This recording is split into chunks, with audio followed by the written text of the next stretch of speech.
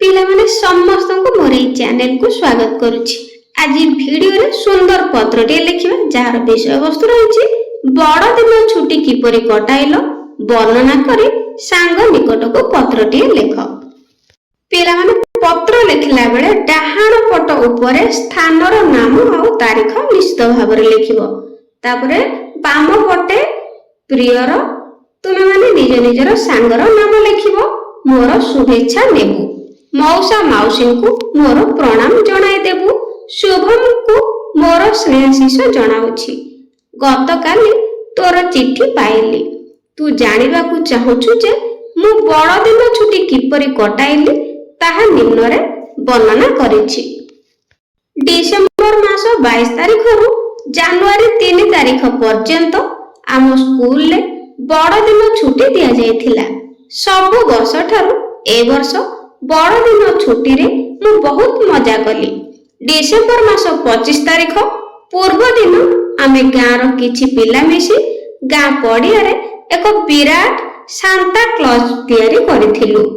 ଏହା ସହ ଏକ ଖ୍ରୀଷ୍ଟମାସ ଟ୍ରି ତିଆରି କରି ତାକୁ ବିଭିନ୍ନ ପ୍ରକାର ରଙ୍ଗୀନ ଲାଇଟରେ ସଜାଇଥିଲୁ। ଏହା ଆମ ଗାଁରେ ଏକ ସୁନ୍ଦର ପରିବେଶ ସୃଷ୍ଟି କରିଥିଲା। ସେଦିନ ଆମେ ସମସ୍ତେ ମିଶି ବହୁତ ମଜା କରିଥିଲୁ। ଏହାପରେ ଆମ ଗାଁରେ ଏକ ପିକନିକ ବସର ଆୟୋଜନ କରି କିଛି ଲୋକ ମିଶି ପୁରୀ ବୁଲିବାକୁ ଯାଇଥିଲୁ। ସମୁଦ୍ରରେ ଗାଧୋଇବା ମହାପ୍ରଭୁଙ୍କୁ ଦର୍ଶନ କରିବାର ଅନୁଭୂତି ଥିଲା ନିଆରା। ଡିସେମ୍ବର 31 ତାରିଖ ଦିନ ଆମ ପରିବାର ଓ ବନ୍ଧୁବାନ୍ଧବ ମାନେ ମିଶି ଏକ ବଣଭୋଜିର ଆୟୋଜନ କରିଥିଲେ।